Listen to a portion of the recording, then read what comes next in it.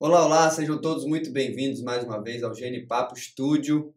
Dessa vez, para a gente bater um papo super legal sobre baleias. Olha só que interessante, eu estou muito animado para essa conversa de hoje, então eu queria dar as boas-vindas a todo mundo.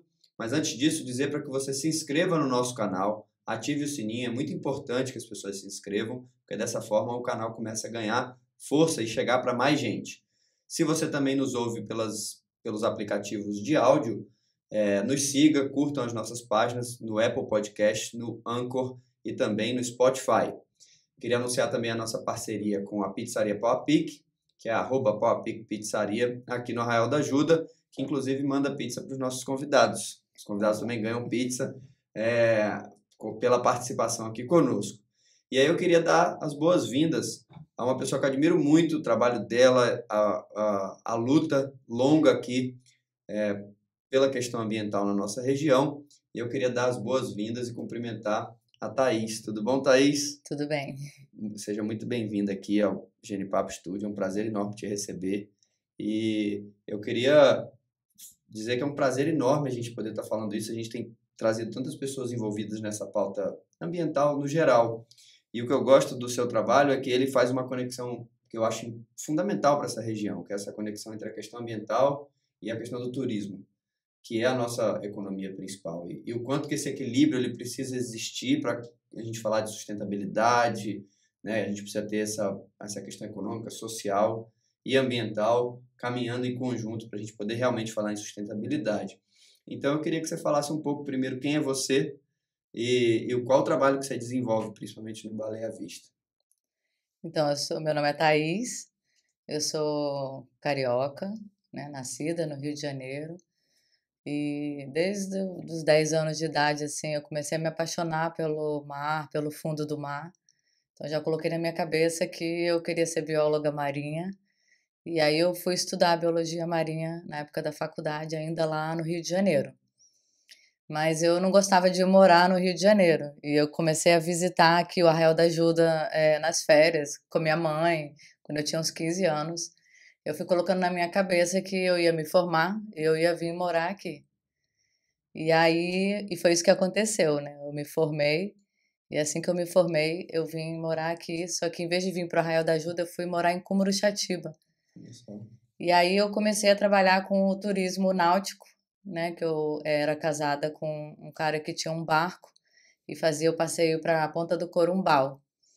Então eu acabei assim mesclando, né, essa parte minha de bióloga com a atividade turística, né, trazendo os meus conhecimentos aí da área ambiental para a atividade turística. Quando foi que você chegou aqui Eu para cheguei morar lá assim? em Em Cumuru. Cumuruxatiba em 2001. 2001. É, E aí, quando é que você faz esse movimento de Cumuru para Porto Seguro, para Arraial da para Ajuda? cá em 2007. E aí, em 2007 você vem em definitivo e está aqui Eu desde vim para então, né? Arraial da Ajuda, é. Ah, que legal. Eu tenho 2 filhas, né, que nascidas também já aqui, já baianas, né. Então eu acho que eu estou mais maior parte da minha vida na Bahia, né, aqui no sul da Bahia, do que no Rio. Então eu já me sinto meio Claro, baiana, assim, baiano já, porque com realmente certeza. eu amo essa região e venho desenvolvendo esse trabalho aí, já desde então. E de onde surge esse interesse pelas baleias, especificamente? Assim? Quando foi que você olhou e falou assim, encantou, o olho brilhou e você falou, cara, é isso aqui que eu quero fazer? Eu acho que grande parte da galera que vai fazer biologia sonha em trabalhar com golfinho e com baleia, né. Só que durante a faculdade eu não encontrei caminhos para isso. Eu acabei trabalhando com invertebrados marinhos, com uma parte que eu gosto também, né. E aí, é engraçado porque eu só consegui então me aproximar, né, dessa vida aí das baleias através do turismo.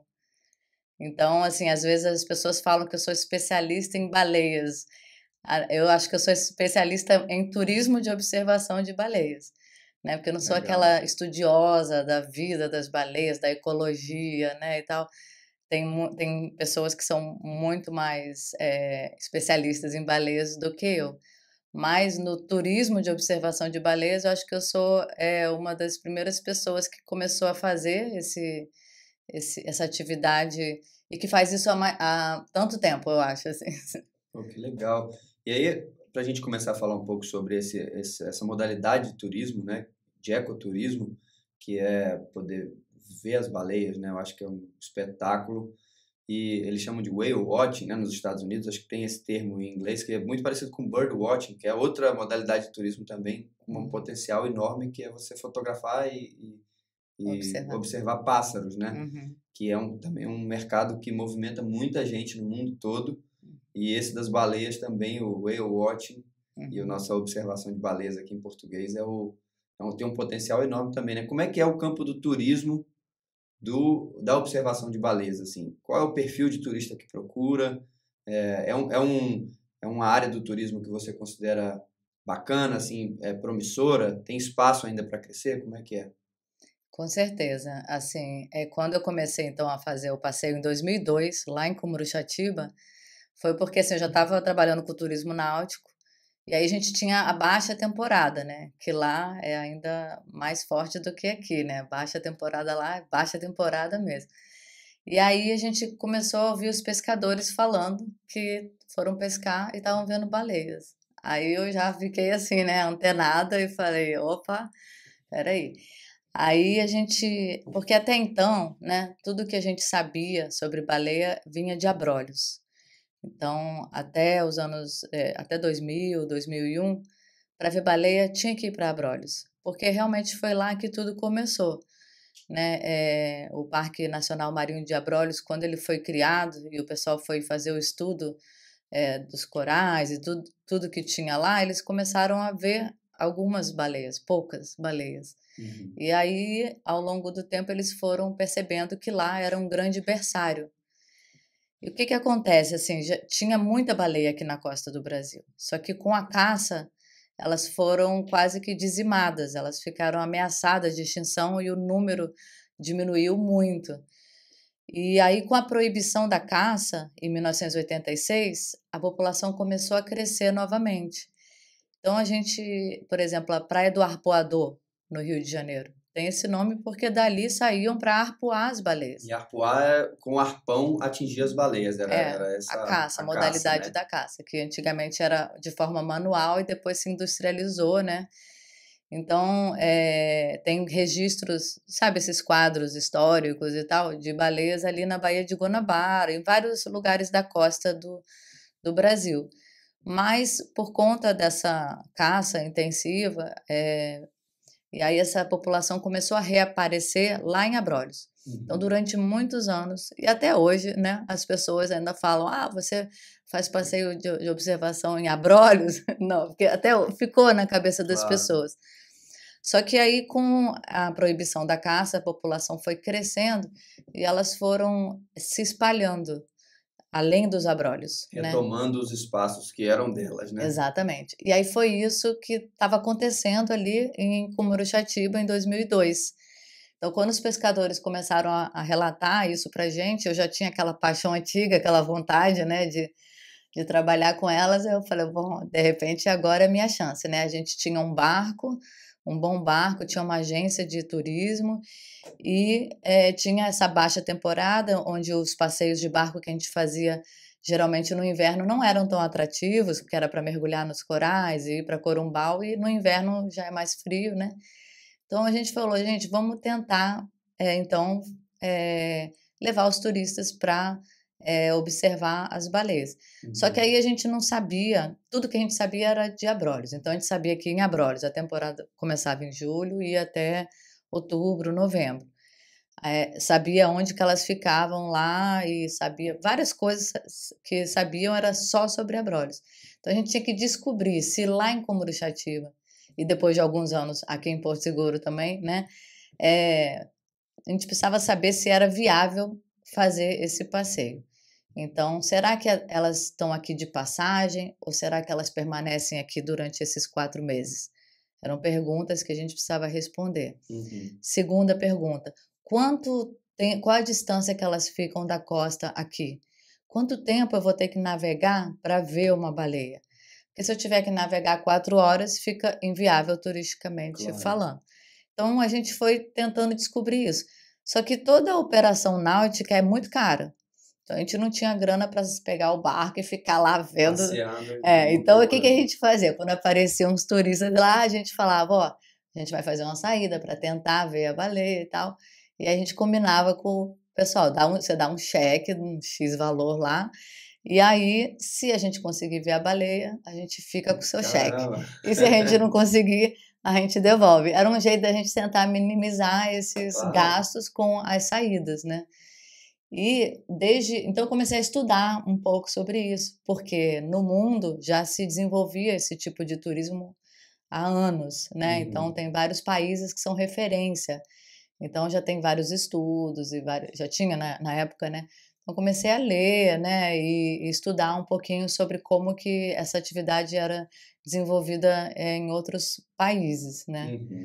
E desde o início, toda saída que a gente fazia, eu fazia os registros dos encontros. O turismo de observação de baleia é interessante porque o barco que sai para fazer o turismo, ele pode servir como uma plataforma de pesquisa, né? Então, isso é uma coisa interessante também. Você pode estar coletando alguns dados. É claro que o foco principal não é a pesquisa. Claro. Então, tem determinado tipo de informações que você não consegue, né, obter através dessa plataforma. Mas tem muita coisa que você consegue obter. Então, toda saída, o que que eu fazia? Eu marcava o horário de saída, o horário de encontro, a coordenada geográfica desse ponto onde eu encontrei aquela baleia e que tipo de composição de grupo que a gente chama, né? Se era uma baleia solitária, se era uma dupla, se era um trio, se era uma fêmea com filhote e por aí vai. Então, comecei fazendo essas anotações desde sempre, né? E fotografando, né, também.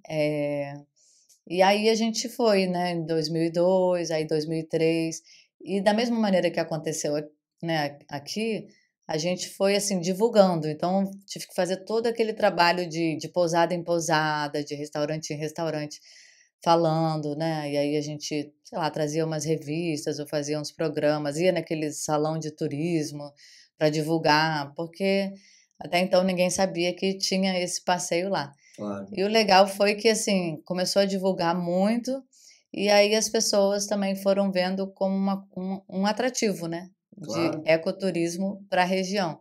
Aí depois de um tempo começaram a fazer a festa da baleia, o festival da baleia, e começou a atrair bastante turista para lá na baixa temporada. Então, assim, apesar de eu já ter saído de lá de Cumuruxatiba há bastante tempo, o pessoal lá, assim, me admira pra caramba, assim, porque eu dei início a esse Precursora, trabalho né? que continua até hoje, né, mesmo sem Aham. eu estar lá, mas que ajudou, né, a movimentar a cidade. Agora aqui já tem um movimento, né, aqui o desafio foi outro, né, o desafio aqui então quando eu vim morar aqui em 2007, eu vim para trabalhar no Coro ao Vivo, né, e aí em 2008 eu fiquei com saudade das baleias, aí eu falei: "Vamos tentar fazer o passeio da baleia aqui, né". Só que aí eu fiz uma parceria com uma empresa, que é a Cia do Mar, Uhum. que já estava navegando por esses mares há anos, né, e eu propus a parceria, eu falei: "Ó, você entra com a agência, com o barco e tal, e eu com o meu trabalho e com 5 temporadas de experiência que eu tinha lá". E aí, de novo, eu fui fazer pousada em pousada, né, fui divulgar nas pousadas. Eu tive que sair para divulgar nas pousadas, sem nunca ter visto uma baleia aqui em Porto Seguro. Cara, sério, você topou um desafio enorme, né? Eu já vi que você fez isso algumas vezes, né? Fez isso com o cheque dos primeiros É. turistas e depois aqui em Porto Seguro, ó, não, pode confiar que se você sair, você vai ver a baleia. Então, a gente tinha que fazer um panfleto e eu não tinha nenhuma foto. Aí eu peguei uma foto lá de Cumuru e fiz o panfleto daqui e botei uma fé que ia dar certo, né? Aí fui conversando com as pessoas, né, com as pousadas, e eu lembro que a primeira saída que a gente fez aqui, aí a empresa já quis trazer um monte de jornalista, não sei o quê. Aí eu falei, gente, vamos lá. Aí o pessoal falava assim, Thaís, você é doida. Não tem baleia aqui não. Ou então, assim, é só mais tarde, né? Tipo, só em setembro, o pessoal falava assim. E pessoas, assim, que eu confiava que trabalhavam no mar, né? Me falando isso. Aí eu falei assim: olha, alguém já saiu procurando? Porque uma coisa é você estar passeando e a baleia passar na sua frente. A outra coisa é você sair rastreando o horizonte em busca dela, sabe? Porque é isso, né? Falei, alguém já procurou baleia aqui? Eu lembro que era tipo 20 e poucos de julho, né? Aí eu falei, olha, a gente vai sair, né? Se a gente vê a baleia, ótimo, está aberta a temporada. Se a gente não vê a baleia, a gente espera mais uma semana e tenta sair de novo, né? Mas vamos tentar. E aí eu lembro que a gente saiu e conseguiu ver duas É baleias, mesmo. né? Olha, na primeira, Na assim. primeira Pô, saída. Thaís, que legal, muito bacana essa primeira sua coragem de topar um desafio como esse, né? Porque confiando no aspecto da natureza completamente, né? Assim, de tudo bem que elas até poderiam estar ali, mas aparecer para o barco, né? Ainda tem todo esse aspecto, então que É, não é legal. aparecer para o barco, É, né? na verdade ela tá ali no É, a ambiente gente dela e o barco encontra, a encontrar, né? gente encontra, É. é, porque é uma busca, né? Assim, a gente sai procurando, assim, né? Aham. E aí, como é que é esse processo? Uhum, Tudo bem, a gente sai com o barco. E como é aqui em Porto Seguro? Já que a gente, pelo que você estava me mostrando até nos mapas, né? É um uhum, lugar consolidado da presença das baleias e que aumentou de uma forma muito impressionante, né? Desde a proibição, parece que eram pouquíssimos indivíduos, né? uhum, Estava num risco altíssimo de extinção uhum, e houve já essa recuperação, já saiu da lista, né, de ameaçados de extinção. uhum. Um trabalho belíssimo, acho que do Instituto Baleia Jubarte, de tantas outras pessoas que também fizeram esse trabalho, você com certeza também nesse processo. E aí como é que é, assim, você entra no barco e como é que faz? Como é que é? Para encontrar a baleia, como é que funciona? Então, aí a gente embarca, né? E então eu vou como bióloga a bordo. Então eu faço uma palestra, né, a bordo. É porque é diferente você ir para o mar e ver uma baleia.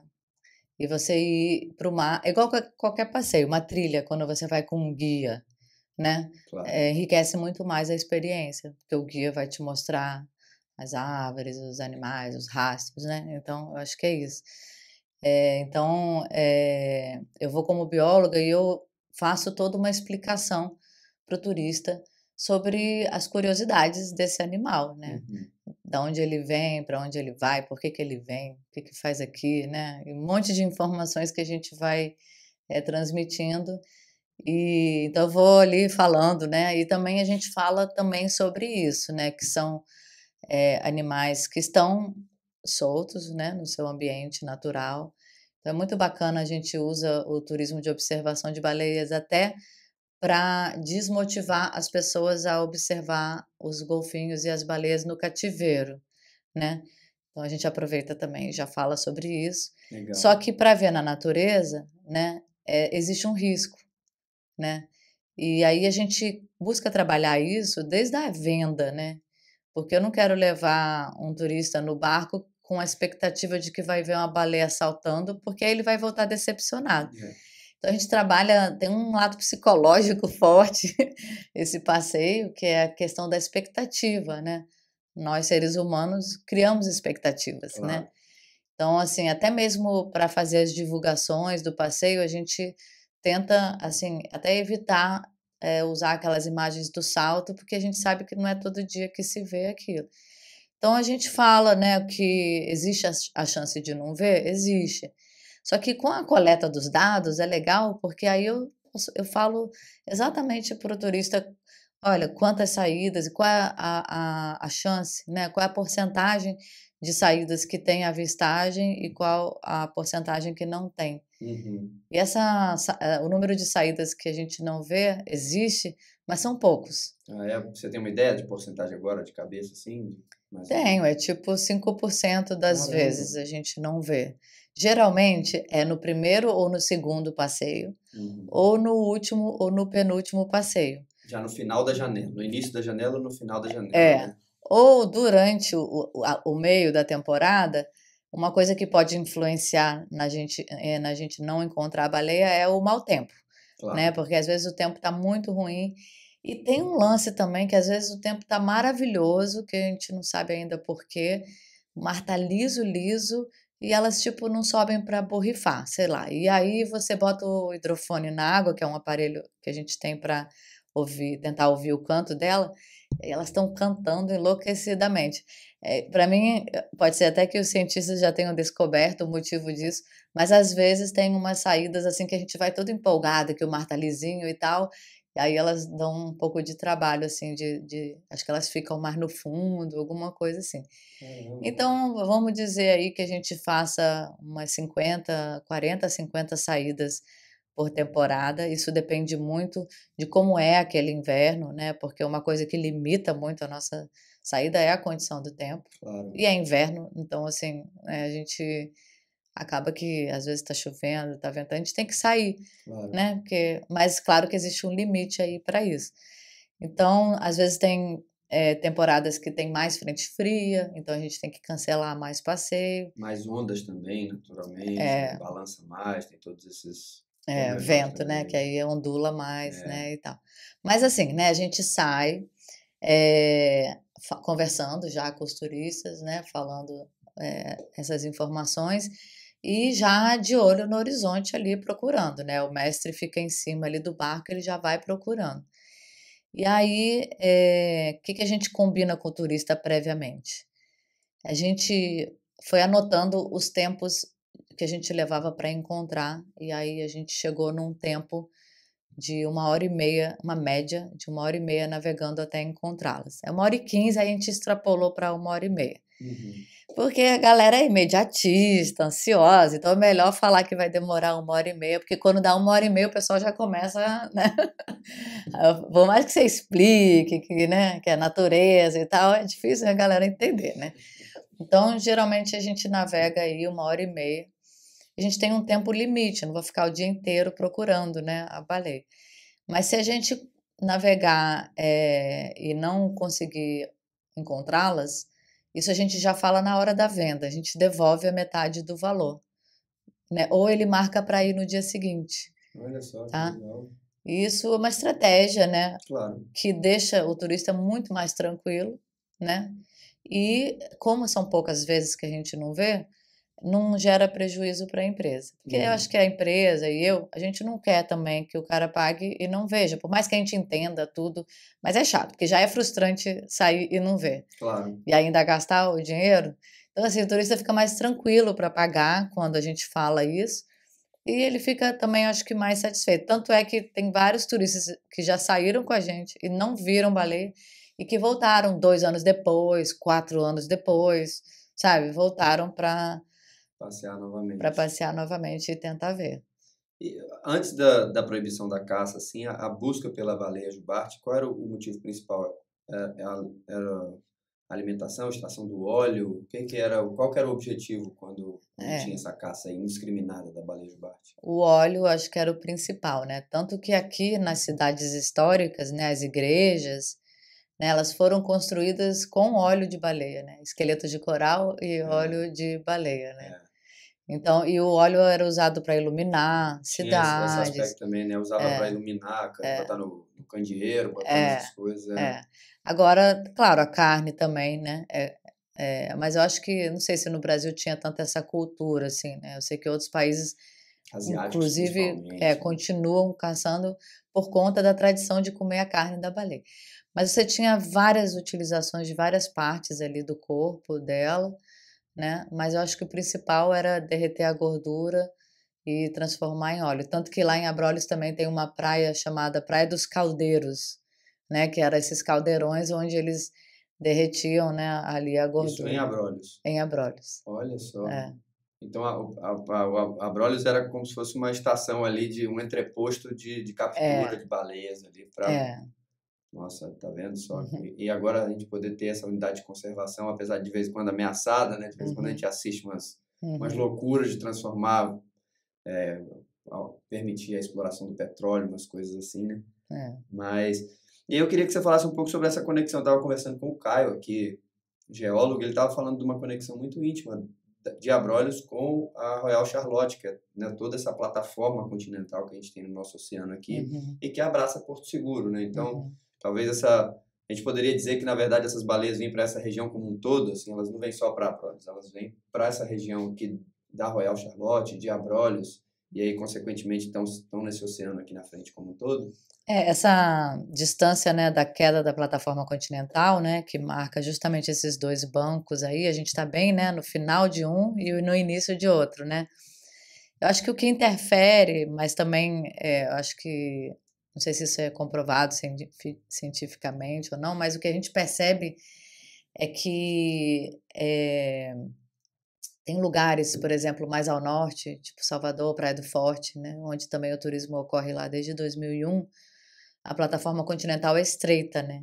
Então lá em Salvador, em Praia do Forte, você sai, sei lá, meia hora você já está uns 100 metros, 200 metros de profundidade, aquela água azul e tudo mais. E lá elas estão mais próximas da costa. Itacaré, elas estão mais próximas da costa.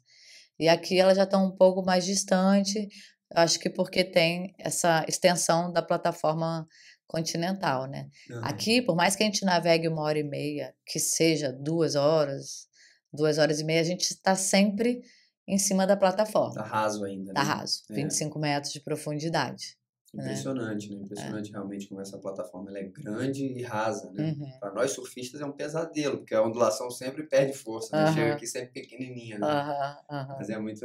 É. E então a gente poderia afirmar hoje com esse crescimento, que pelas informações que eu estava dando uma olhada, chegou a ter, sei lá, 1.000 indivíduos da espécie e hoje em dia já são quase 20.000. 30, né? Uhum, 20 e tantos mil. uhum. E aí deixa essa lista de ameaçados de extinção. A gente poderia dizer que tranquilamente que Porto Seguro é um polo de turismo, de ecoturismo, de observação de baleias, né?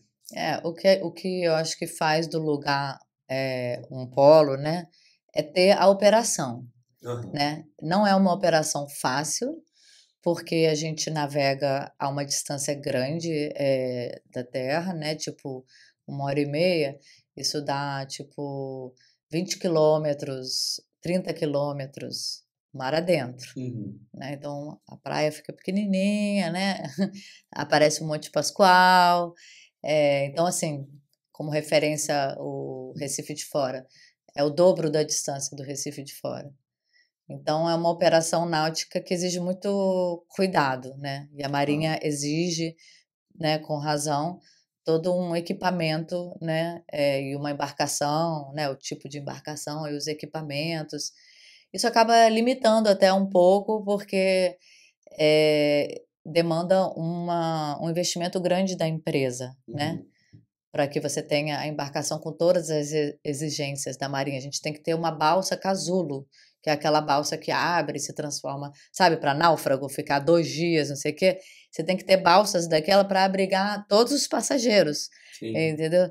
Então é muito investimento, né, tipo, às vezes a pessoa fala: "Pô, deve gastar diesel pra caramba", mas o diesel eu acho que nem é o maior investimento, é a manutenção da embarcação. O nosso barco, por exemplo, tem 2 motores, né, Uhum. porque tem aquela coisa, quem tem 3 tem 2, quem tem 2, quem tem um não tem Quem nenhum. tem não tem nenhum. Então quando você está lá a 15 milhas de distância, com vidas, né, com turistas, Claro, com crianças, e às vezes com tempo ruim, né, você não pode ficar à deriva, claro. né, porque por mais que você tenha outro barco que vai prestar o socorro, é um desconforto, né. Sem dúvida. Então a gente, trabalha muito, assim, para trazer esse bem-estar, né, para o turista, sabendo que a gente está indo para um lugar meio inóspito ali, né, porque a grande maioria dos turistas não sabe o que que é ir para o mar. Então, como é que é essa relação também com enjoo, por exemplo? Um É, turista que enjoa muito. nosso maior inimigo é o enjoo, É o enjoo, né? Imagina. porque realmente a galera não tem, assim, noção, o pessoal bastante frágil, assim, com relação a isso, né. Então a gente tem bastante caso de enjoo. Então o que que a gente faz, né, a gente investe uma energia nisso aí, que é na hora da venda também, né, tentar dar algumas dicas, né, eu até fiz uma lista, né, dicas para não enjoar, né, então, às vezes o cara sai para beber na noite anterior, ou então chega o café da manhã da pousada, né, Come um monte de muito, suco, né? aquela então a gente dá algumas dicas com relação a isso. Se a pessoa tem mais fragilidade, tomar, né, algum remédio anti-enjoo. E a bordo também, assim, porque às vezes a pessoa fica olhando no celular, É. ou virando muito a cabeça para lá e para cá, ou lendo um livro, isso tudo, gera uma tendência, né, ao enjoo. Então a gente dá algumas dicas lá, Mas mesmo com essas dicas, se a pessoa enjoar, o que a gente tenta fazer é cuidar da pessoa, Claro. né? Então, para que a pessoa fala assim, não, eu enjoei, mas eu fui muito bem tratado e eu vi a baleia, porque o melhor remédio para o enjoo é ver a baleia, porque o cara tá lá passando mal, na hora que vê a baleia, passa o enjoo na hora. Legal. Mas é por isso que eu te falo, assim, não é uma operação fácil. Imagino. E desde o começo eu falei com a galera, falei, tem tudo para dar errado um passeio desse. Mas é por isso que a gente tem que ter muita dedicação e tratar cada turista assim muito bem, assim, para que ele volte satisfeito, porque tem muita coisa que está fora do nosso alcance. É o tempo, é o mar, é se a baleia vai estar tímida, se ela vai estar, né? Então, tem um monte de coisa que a gente não tem como, né, dominar ali ou influenciar, né? Então, aquilo que está dentro do nosso alcance, a gente tem que buscar fazer o melhor possível. Porque aí volta naquilo que a gente falou no início. É uma expectativa, é um sonho. Claro. Tem um monte de gente que sonha ver uma baleia, não sei porquê, mas tem. Mas acho que é uma sensação muito única, assim, né? De ver um animal tão grande, né? Porque a gente às vezes perde até a noção do tamanho, né? Acho que só tendo esse contato, porque quando você vê foto, é difícil você fazer essa relação com o tamanho de uma Uhum, pessoa, a não sei que tenha alguma foto de uma pessoa mergulhando junto, alguma coisa isso. assim, mas, Uhum, mas dá para perceber muito claramente o impacto quando vê aquela, principalmente a jubarte, que tem aquela barbatana, tem as nadadeiras tão grandes, né? Então, uhum, assim, olha com a nadadeira daquela e fala, só a nadadeira é maior do que eu, né? uhum. Então é muito legal ver isso, assim, né? Acho que esse encanto é que faz com que as pessoas tenham essa atração. Eu queria te perguntar, essa busca pelas baleias, ela acontece nesse formato só visual pelo mestre? Vocês usam algum tipo de sonda, de identificação de ruído, né, da comunicação delas, alguma coisa assim? Ou vocês realmente vão só no visual? Só o olhômetro. Só no olhômetro? Só esse equipamento aqui que é o olhômetro. Então, eu não conheço assim nenhuma operação turística que use uma sonda para localizá-las. Então, assim, como a gente vai jogando num mapa, né, todos os registros, então a gente foi ao longo dos anos, né, delimitando uma área, assim, né? Então tem uma área dentro da onde estão todos os nossos pontos que a gente observou ao longo dos anos. A gente navega ali para aquela área. Isso é muito interessante, né? Porque a galera sempre questiona isso, né? Mas não tem como colocar um chip. Eu falei, cara, a baleia que a gente está vendo hoje, amanhã tá, sei lá, Itacaré, não sei o quê. Não tem, né? Eu não vou chipar todas as baleias, não tem, né? Você chipa uma baleia para fazer pesquisa, não para fazer turismo. E isso eu acho interessante também, porque a gente sai, às vezes está navegando ali 1 hora, 1 hora e 10. Com certeza a galera já está desanimada, achando que não vai ver nada, sabe? Aí baixa, né? Tipo, tem aquela É, coisa da expectativa, né? Quando o cara acha que não vai ver, aí de repente a gente, sabe? Aí vem aquela, né, euforia. Então tem isso, né? Assim, vários momentos ali do passeio. E tem vezes que tem dias que são mais demorados para ver, e a galera começa a perder um pouco a paciência, querendo voltar. Aí eu falo: "Calma, gente, vamos só mais um pouquinho, porque a gente tá quase lá", e sabe, dá aquela impressão de que você tá quase no topo da montanha e quer voltar, sabe? aham. Porque é isso, o pessoal não tem paciência, é meio imediatista e tal. Então a gente tem que, assim, respirar fundo e manter uma tranquilidade e não ser muito influenciado pelas pessoas ali, né? Porque senão começa a falar uma coisa, outra, aí daqui a pouco tem uma pessoa que está passando mal, isso tudo vai entrando na sua cabeça ali e você fica ali naquele estresse ali. Então você tem que respirar fundo, continue a nadar, entendeu?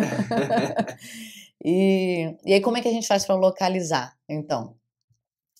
Principalmente pelo borrifo dela, tá? Então quando acho que além do tamanho, né, que você falou que atrai, tem essa coisa misteriosa também, né, que é o bicho que afunda ali, e aí ninguém sabe o que acontece ali embaixo, né, no fundo do mar ali.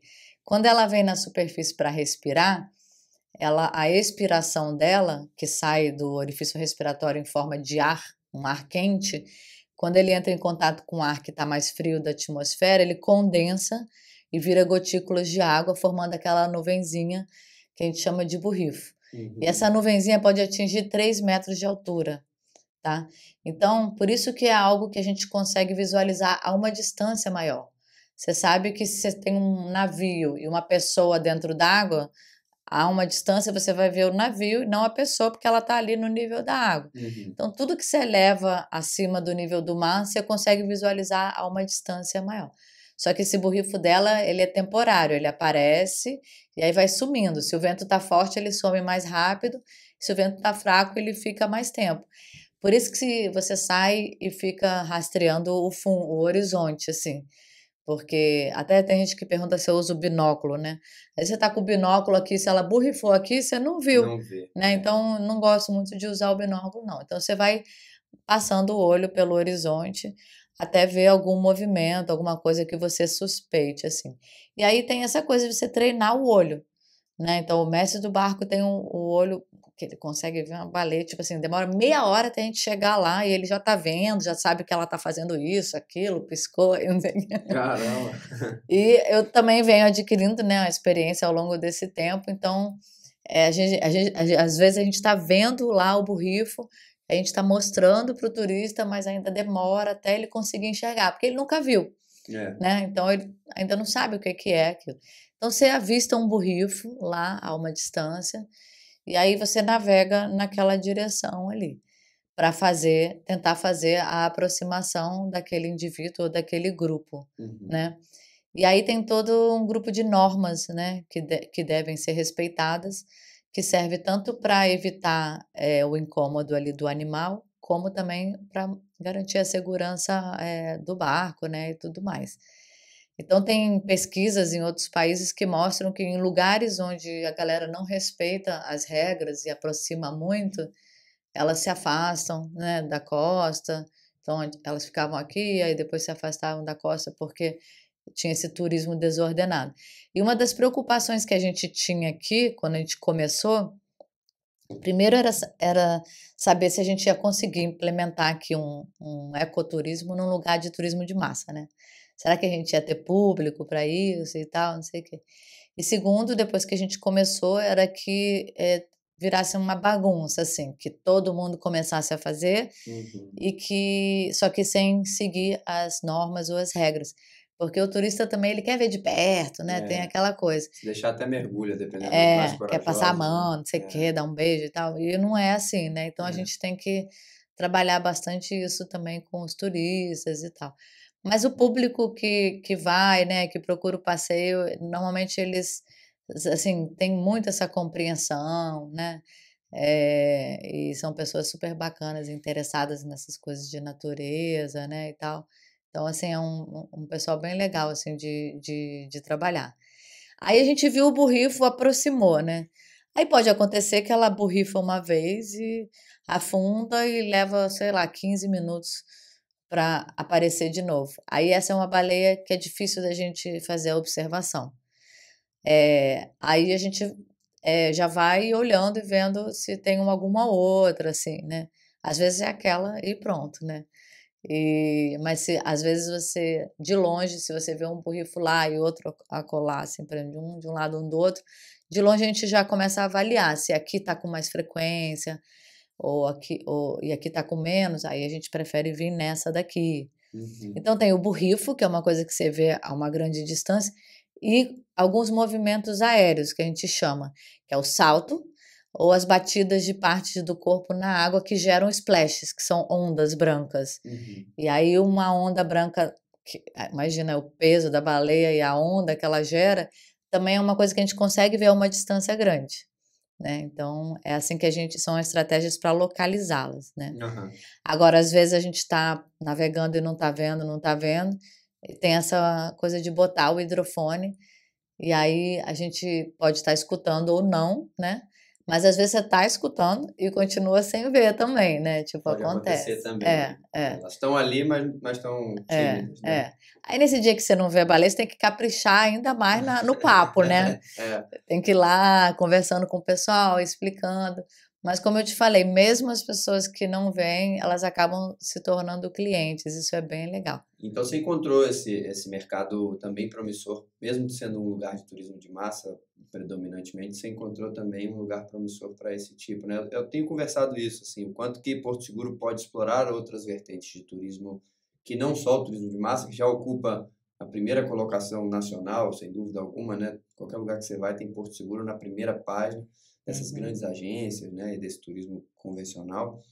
Mas o quanto que a gente poderia estar também explorando outras modalidades mais sustentáveis, né? Então, eu tive aqui também com o pessoal da Despertar, eles participaram aqui conosco, falaram sobre turismo de base comunitária, eles têm criado roteiros de turismo de base comunitária, tem esse trabalho também do birdwatching, né? Da observação de pássaros, que aqui também é uma região fortíssima, né? E, e a gente tem essa região com uma biodiversidade muito significativa, tanto da Mata Atlântica quanto da Amazônia Azul, né? Dessa região aqui do nosso Atlântico também. Acho que o oceano tem essa característica aqui na nossa região também. É um dos lugares com a maior biodiversidade do Atlântico Sul, né? Se não o maior, acho que a informação é essa, né? Então, o quanto que a gente pode explorar ainda desse tipo de iniciativa e mudar o formato como as pessoas exploram economicamente. Como você disse que o seu mestre ele tem essa habilidade de enxergar uma baleia, imagina se ele fosse um caçador de baleias, né?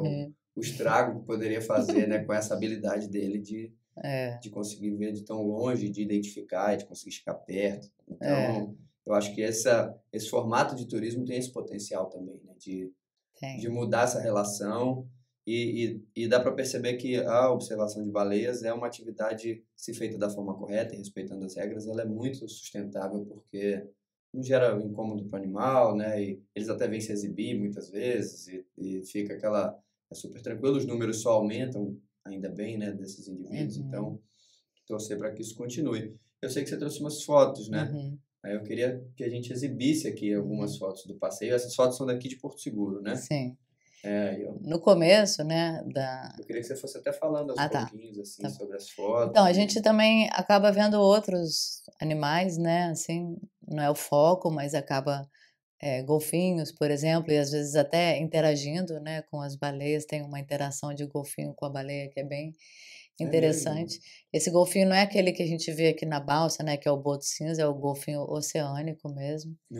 Aí é um comportamento de salto, né, que é realmente, assim, incrível, né, porque é um animal desse tamanho, né, tirando o corpo todo para fora d'água, realmente o salto é aquela coisa que você fica, assim, sem ar mesmo, assim, de ver, assim, ele gera uma alegria, né, assim, uma emoção, mas, imagina, você tem que estar na hora certa, no lugar certo, porque a baleia não salta o dia inteiro, né, então esse aí é um salto de caudal, né, que ela faz esse movimento com a cauda, assim, e todos esses movimentos aéreos, eles podem ser para comunicação ou para cortejo também, aí depende do contexto, né, você tem que avaliar ali o contexto, É uma mas pergunta que eu tenho, assim, por que a baleia salta? Qual é o... É isso? É cortejar? É uma espécie de comportamento? É mais o macho, a fêmea? Como é que funciona isso? Por que é o salto? então, tem vários, aí depende, é como eu te falei, né, depende do contexto. No começo, né, que eu não sabia muito sobre as baleias, a gente via alguns comportamentos, não sabia explicar, né, mas aí você vai estudando e, né, adquirindo experiência, e aí você vai vendo. Então, por exemplo, se é uma baleia sozinha saltando, provavelmente ela está tentando se comunicar com alguma outra, porque esse barulho que ela faz, né, ao bater na água, ela pode estar se comunicando com outras ali, por exemplo. A gente já viu, por exemplo, a mãe saltando e o filhote saltando. Então, ficou na cara que ela estava, tipo, ensinando o filhote a Ah, saltar. saltar. E quando é um grupo competitivo, que quando junta vários machos para competir por uma fêmea, e aí tem esses comportamentos de salto e tal, faz parte do cortejo, né? O macho tentando chamar a atenção ali da fêmea através desse tipo de comportamento. Essa baleia é aquela que eu estava te falando. O que que acontece? A cauda da baleia jubarte, na parte de baixo, ela tem um desenho, né? Essa coloração aí, preto e branco, e que é único para cada indivíduo. Então, você nunca vai ter duas baleias com os mesmos desenhos na cauda. Então, a foto da cauda, ela serve para a gente fazer um trabalho chamado de fotoidentificação, que é identificar aquele indivíduo. Aí, como é que funciona isso? Você faz um banco de fotos, né? Onde você vai colocando as fotos que você vai fazendo, e você vai dando um número, um nome, né, para as baleias, e aí tem uma plataforma chamada Happy Whale, que você insere essa foto lá, e ela faz a comparação dessas fotos que a gente faz aqui em Porto Seguro com as fotos de outras pessoas que estão inserindo suas fotos lá. E aqui no Brasil tem o Instituto Baleia Jubarte, que é quem vem trabalhando com essas baleias há mais tempo, né, há 30 anos. Eles têm muitas fotos, né, nos catálogos deles, né? Então a gente começou a colocar essas fotos lá no Happy Whale. Então você vê a baleia, a gente viu aqui em Porto Seguro. Ela foi vista lá em Abrolhos também, em 2005. Ou ela foi vista com filhote aqui, aí foi vista em Abrolhos sem filhote. Mas aí você vai pegando informações, às vezes na mesma temporada, então você consegue adquirir informações sobre a dinâmica delas. Né? Será que a baleia que vai para Abrolhos só fica lá ou ela vem para cá? Né? Então é interessante porque qualquer turista pode fazer uma foto da baleia, né? Não precisa nem ser um pesquisador e um biólogo, e pode contribuir para esse tipo de estudo. E ano passado a gente fotografou uma baleia, eu e a Cecília Fachola, uma estudante de biologia, e ela inseriu lá no Happy Whale e deu um match. O match é quando acha uma baleia igual a que você fotografou. Com uma baleia lá da África do Sul. E é a quinta vez que isso acontece, assim. Caramba. Porque geralmente elas saem daqui, vão para a Antártica e voltam.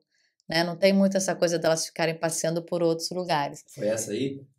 Não, foi aquela outra primeira. Aqui é só para a gente ver, assim, que às vezes elas podem ter a maior parte da cauda branca, às vezes pode ter esse meiozinho preto aí, e tem vezes que ela é quase toda preta.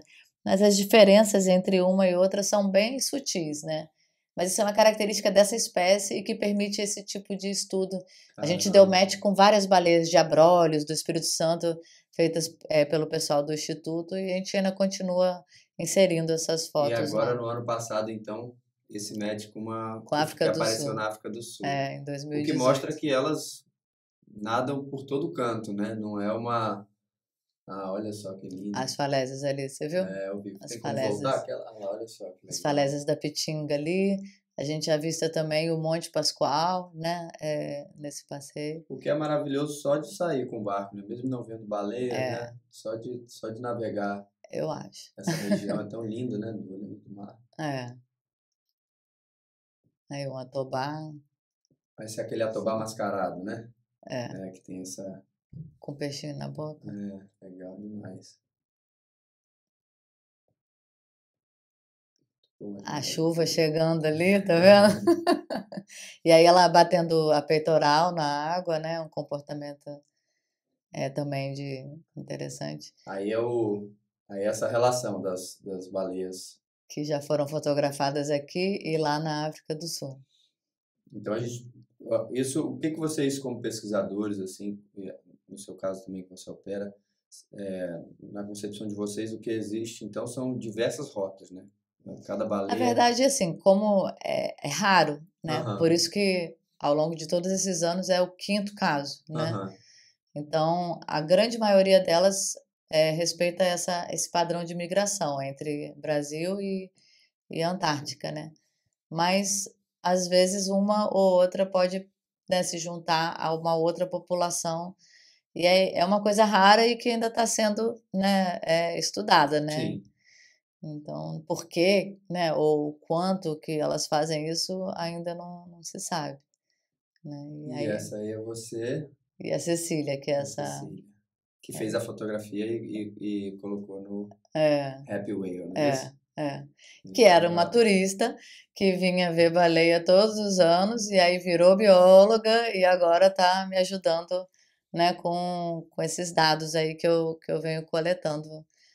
Também eu já fiz uma tese de mestrado analisando 4 anos de dados. Agora tem uma aluna da UESC, lá de Ilhéus, que também está analisando uns dados que eu estou coletando.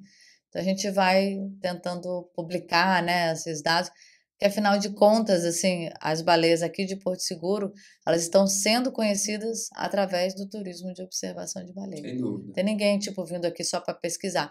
Se não fosse o turismo, talvez a gente não saberia nada sobre elas aqui.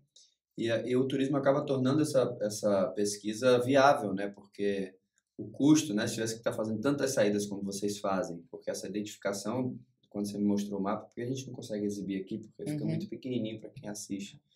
Mas dá para perceber que vocês têm um banco de dados que é riquíssimo, né? Assim, de realmente uma quantidade de muitos pontos mostrando quando está sozinho, quando está com filhote, né? Ou quando são grupos e toda a área de abrangência. Isso são dados importantíssimos até para pensar em que precisa ser feito de política pública, né? E de preservação desses espaços, né? Que a frequência da saída do barco de turismo, ela é muito maior do que um barco de pesquisa onde tem, né, o barco de pesquisa. Então, por exemplo, a Patagônia Argentina, né, é um lugar que opera o turismo de observação de baleias franca, que é uma outra espécie, há muitos anos, assim. Lá é assim, é um lugar que leva muito turista e que é um exemplo assim para todos nós, porque eles estão há muito tempo e eles têm um turismo muito organizado, né, de observação de baleias. E lá, por exemplo, os baleeiros, né, os guias baleeiros, que são esses guias que fazem o que eu faço, só que lá, né, nesses barcos de lá, eles conseguem observar coisas e aí eles filmam e passam para os pesquisadores. Então, por exemplo, descobriram lá, depois de anos, as baleias se alimentando lá, coisa que não acontecia. Quem viu isso acontecer? Os guias das operações de turismo. Viram, tipo, o nascimento de uma baleia, que é uma coisa rara. Ou a cópula, né? Conseguiram filmar o macho tentando, sabe, copular com a fêmea.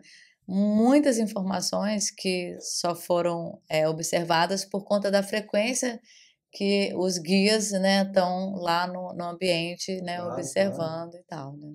Não, muito legal. E eu queria também mostrar para quem nos assiste, quem nos ouve também, você trouxe um outro material que é a vocalização delas, né? Gravada, né? E aí eu queria que a gente colocasse também no ar as pessoas que nos assistem e nos ouvem, que possam ouvir também elas se comunicando.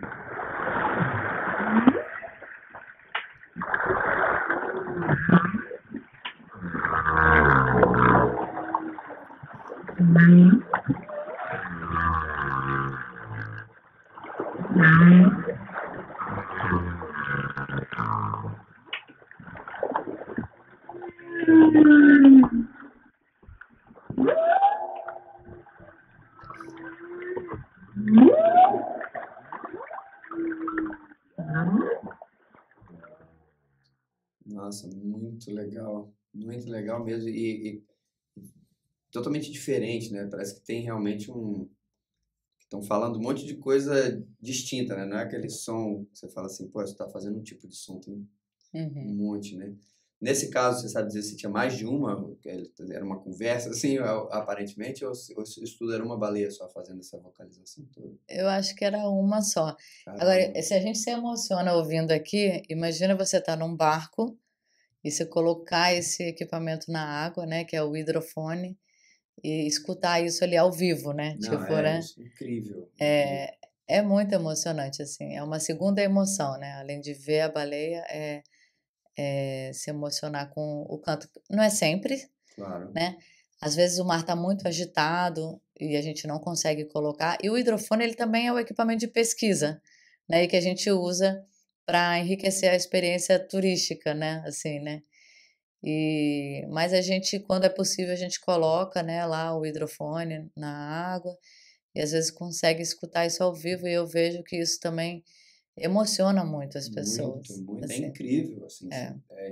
E é profundo, assim, né? É muito lindo mesmo. É impressionante. Acho que é tão grandioso quanto o próprio animal, né? Assim, É você muito, ouvir isso, né? é Muito muito forte. emocionante. Essa emoção, né, que as pessoas sentem é muito gratificante, assim. A gente tem um livro de bordo, né, onde as pessoas fazem um relato ali no final do passeio e, assim, é muito bacana, assim. Para mim é um trabalho muito prazeroso, além de estar no mar vendo as baleias, é vendo essa emoção das pessoas, né. E aí eu acho que a partir desse turismo de observação de baleias ou qualquer contato com a natureza, você gera uma sensibilização daquelas pessoas com relação, né, à natureza, né. Então acho que elas passam a ver de uma forma diferente e um respeito, né, uma ligação diferente, assim, né? Tem até estudos que comprovam isso, assim, que através de questionários, né, com os turistas, o potencial, né, que esse tipo de atividade tem de sensibilizar as pessoas, né? É muito legal. Incrível. E o que eu estava falando ali antes é que no começo a gente perguntava para os turistas, né? Se como é que eles ficaram sabendo do passeio, né? Todo mundo tinha ficado sabendo do passeio depois que chegou na cidade. Aí, ao longo dos anos, o que que foi acontecendo? A gente foi divulgando mais e foi aumentando o número de pessoas, né, no barco, né? A gente começava ali com 8 pessoas, com 10 pessoas. Isso foi aumentando gradativamente. E aí a gente ia perguntando isso e a gente começou a perceber uma mudança de pessoas que vieram para Porto Seguro por causa desse Olha passeio. só. Entendeu? A pessoa pesquisou e viu e falou: não, eu vou para Porto Seguro, para Arraial da Ajuda, Trancoso, sei lá, para fazer esse passeio. Caramba. Aí, a partir desse momento, você vê que assim virou um atrativo, né? Quer dizer, um motivo a mais para a pessoa vir, né? Então, isso é bem bacana, né? Não, sensacional. É isso, né? A gente precisa estimular esse turismo sustentável e é exatamente nesse formato que a gente consegue mostrar, olha, dá certo, né? É uma experiência prática e que mostra que é possível. E aí eu queria fazer uma pergunta nessa linha para você, assim. O que que você acha que... Qual é o futuro do turismo de observação de baleias aqui na região, assim? Ou, na verdade, o que que você sonha para o turismo de observação de baleias aqui na região? Eu acho que a gente tem que pensar que esse turismo tem que se desenvolver de uma forma organizada, né? Uhum. Porque senão vai acontecer o que já aconteceu em outros países, que é incomodar os animais. Você falou que não gera impacto, gera impacto. Também Acho gera, que né? toda atividade humana gera impacto. O que a gente tem que buscar é minimizar esses impactos, né? Então, tem muita gente que tem preconceito, assim, eu mesma já sofri muito preconceito, assim, porque como é que você é bióloga e você está trabalhando com o turismo, né? Então, assim, É, tem gente que é radical, né? claro. Claro, o barulho do motor, né?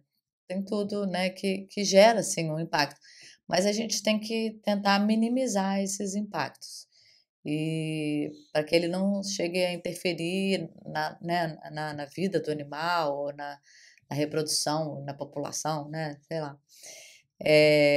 Então, um medo que eu sempre tive era que o turismo de observação de baleias se desenvolvesse de uma forma desorganizada aqui.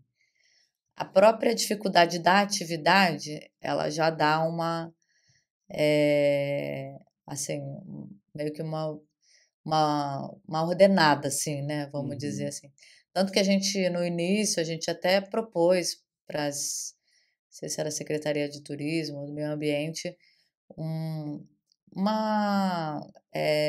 um projeto de lei mesmo que organize. E existem alguns lugares no Brasil que já desenvolveram isso. Cananéia, lá com o Boto Cinza, na época quando eu estudei, né, eu vi isso, que lá era um lugar que começou a ter muito turismo para observação desse boto e o município desenvolveu, tipo, uma organização desse turismo. Eu acho que seria interessante. Gostei da Agora, ideia, o que eu gostei da acho ideia. também é que, assim, a divulgação, entendeu? Assim, o turista tem que chegar aqui no aeroporto e saber que tem baleia aqui, É. sabe? Então, acho que eu ouço muitos turistas falando que tiveram trabalho para conseguir descobrir que, e assim, o cara pesquisando para ver baleia no mundo, sei lá, sabe? Mas tiveram trabalho para descobrir que tinha observação de baleia aqui. Então, assim, uma empresa só, né, é limitada, né? A gente não consegue, às vezes, fazer uma divulgação, assim, mais ampla, né?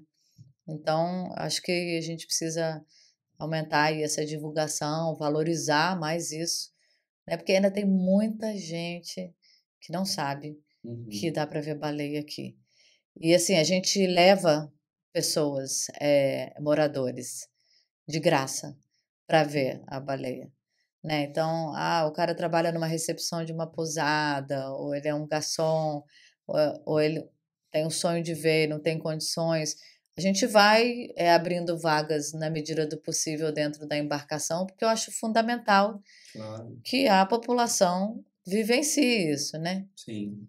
E eu faço desde 2014 que eu tenho uma página no Facebook, era no Facebook, né? E aí ano passado passei para o Instagram, por pressão dos jovens, da minha filha. Mas eu faço um relato, tipo um diário de bordo, assim, de cada saída. E divulgo as fotos. Então, se você for lá no Facebook, Baleia Vista, né, que é o nome aí do nosso projeto, tem relatos das saídas desde 2014. Então, todo passeio eu fotografo, e aí, até mesmo para o turista não precisar ficar tentando fotografar, sabe? Eu falo, gente, eu vou fotografar, né, para fazer a minha coleta de dados, a minha pesquisa, e eu disponibilizo as minhas fotos gratuitamente para você ficar só observando, porque às vezes você quer fotografar e não vê, né? Perde o momento Ou porque vê pelo fica... visor e nem tira uma foto boa e nem vê, né? E tal. Então, aí a galera adora, assim, né? Fala, nossa, que bom, porque a gente consegue ficar só curtindo ali o momento. Aí eu faço um relato e coloco ali, seleciono as melhores fotos. Então, no Instagram, eu comecei também a fazer no ano passado. E aí é legal porque a galera que já foi, ou que sabe que a gente faz esse trabalho, e que não pode estar todo dia lá com a gente, vai acompanhando, assim, sabe? É muito legal. Tem várias pessoas que eu conheço que falam que gostam de ler ali o relato. Que aí eu falo como é que estava o mar, se deu trabalho, se não deu.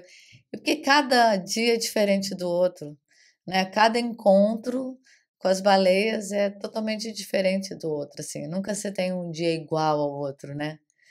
E teve uma vez que aconteceu uma coisa tão assim diferente que também depois a gente publicou um artigo científico relatando que um filhote de baleia meio que adotou o barco, assim, sei lá, ele veio para cima do barco e a mãe, tipo, sumiu, assim, sabe? E ele ficou rodeando ali o barco, entrando embaixo do barco como se o barco fosse a mãe dele, sei lá. Caramba. Sei lá o que ele pensou, mas assim, né? E aí depois a gente viu a mãe lá longe, e aí a gente foi navegando e o filhote seguindo, sabe? Tipo, não... Aí quando chegou perto dela, ele foi e borrifou do lado dela. Aí eu comentei com alguns pesquisadores sobre isso e depois me chamaram para a gente escrever um artigo, porque tinha sido uma coisa mais rara, assim, né, de acontecer. Então o legal é que é isso, assim, quanto mais você vai para o mar, mais experiências e vivências diferentes você vai tendo e mais você vai compreendendo ali aquele contexto, né? O que que ela está fazendo, o que que pode ser que ela venha a fazer, né? Então, por isso que eu sou assim fissurada, né? E que legal. Trabalho com isso há 20 anos e eu não canso, assim, cada dia como se fosse o primeiro, assim, sabe? Eu me empolgo mais do que os turistas que estão lá vendo pela primeira vez, assim. É muito emocionante, assim. Eu tenho certeza que dá para ver o brilho nos seus olhos, assim, Thaís. Até hoje, né, você com 20 anos poder falar e ver que você realmente se sente assim, isso é muito legal. Eu queria te parabenizar demais, Thaís, assim, pelo seu trabalho, pelo seu esforço de transformar isso numa realidade aqui para nossa região. Dá para perceber que você faz isso com amor enorme e dá para perceber o quanto que isso é bom também para nossa região, não só para essa questão turística, mas de preservação, de meio ambiente, de possibilidade também de sustentabilidade econômica para essa população também, né? Então, assim, eu queria te parabenizar mesmo e dizer que eu me sinto muito feliz de te receber aqui, de você contar essa experiência. Eu espero que a gente consiga divulgar isso também mais, né? E que isso possa servir também como uma ferramenta de divulgação do trabalho, que mais pessoas possam conhecer e possam estar mais próximos de iniciativas como essa. Eu estou até para receber aqui também o Jailson, que é o guia da fotografia de pássaros do Parque Nacional do Pau-Brasil e da RPPN da Veracel, também para bater um papo com ele sobre isso, assim, já estamos até com pré-marcado, assim. Então, eu queria te agradecer e queria passar a palavra para você fazer o convite, falar das redes e falar também mais alguma coisa que você queira falar, o espaço é seu. É um desafio, né? Assim, eu como mulher, né, também, tipo, de repente aparecer num barco, né, o mestre é homem, os marinheiros são homens e esse ambiente marinho náutico, né, são poucas mulheres, né, que frequentam, né, Então, no começo não foi fácil, né? Então, imagina aí que você tem lá uma tripulação toda de homens e de repente vem uma bióloga, uma mulher lá do Rio de Janeiro, né? Então, assim, no começo foi difícil. O mestre do barco, por exemplo, foi difícil ele aceitar a minha presença e a minha participação ali a bordo, né? E a dona da empresa falava assim: olha, se a Thaís achar que o barco tem que voltar, vai voltar. Não, mas eu que sou o mestre do barco. Não, mas a Thaís está de olho nos turistas e tal, não sei o quê. Então, assim, né, tivemos alguns embates aí, até que ao longo do tempo eu fui conquistando, né, esse espaço e o respeito, né, deles, né, deles todos e tal. E hoje em dia, né, a gente tem já uma parceria de anos, eu acho que o mestre da embarcação é uma peça fundamental, assim, aquele que conduz o barco, e às vezes é aquela coisa, né, o tempo bom não faz o tempo mar calmo não faz um bom marinheiro, né, então o lance é quando entra ali uma frente fria, você está com o barco lotado, você tem que levar e trazer as pessoas não só com segurança, mas com conforto, né, porque é mais do que, né, só a segurança. E então, assim, era difícil, assim, ele ficava perguntando: "Você vai falar isso tudo de novo?" Mas é porque são turistas diferentes, né, e tal, até ele entender a importância, né, do meu trabalho. E aí um dia, quando eu percebi, assim, que eu tinha ganhado a confiança dele, foi um dia que o microfone falhou, né, e aí na hora ele ligou lá pra dona da empresa e falou: "Ó, o microfone da Thaís está falhando, tem que trocar e não sei o quê". Eu falei: "Pô, agora eu acho que eu conquistei aqui o espaço". Você tem que chegar também devagarinho, respeitando, né, a experiência e a história de vida ali da galera, né, e tal. Mas, eu acho que é bacana porque, assim, a gente acaba inspirando, né, outras mulheres, outras pessoas a estarem também, desbravando os mares, né, e Ocupando desenvolvendo, esses espaços, né? esse trabalho aí. Então, eu acho, bacana, assim, e realmente é uma coisa que eu sou muito apaixonada e acho que é legal quando a gente vê que a gente também o nosso trabalho está contribuindo, né, para outra, outras pessoas, para o lugar, né? Então, são várias pessoas que ganham, né? É a agência que vende o passeio, é a pousada, porque o cara vai vir fazer o passeio, ele vai se hospedar, ele vai se alimentar no restaurante, ele vai comprar um souvenir, ele vai fazer outro passeio. Então, eu acho que é bem gratificante quando você vê que o seu trabalho ele não fica ali só em você e na empresa que você trabalha, né, que ele traz benefícios, assim, Maiores. maiores, assim, né.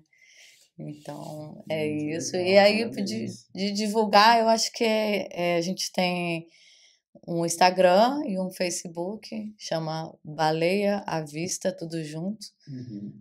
Tá, não confundir com o Projeto Baleia Vista, que tem o Projeto Baleia Vista, que é de uma outra galera lá de São Paulo, Uhum. né? Porque ao longo dos anos também elas começaram a aparecer com mais frequência lá no litoral de São Paulo. E aí tem uma galera que fez esse. A gente acabou tendo o mesmo nome, mas a gente já falou que a gente ia ficar assim, mesmo que a gente é amigo, não tem problema. E queria te agradecer, né, por ter me convidado aqui, por abrir esse espaço. É um assunto que eu adoro falar, né? Então, assim, sou apaixonada e gosto muito de falar sobre as minhas vivências. E quem quiser saber mais e quiser acompanhar as nossas aventuras também, né, lendo aí os relatos e vendo as fotos, tanto no Facebook quanto no Instagram. E a temporada começa agora em julho, Uhum. né? E vai até geralmente até o final de outubro, mas esse período da temporada ele varia um pouco. Então, Uhum. ano passado, no final de setembro, já estava com pouca baleia, assim.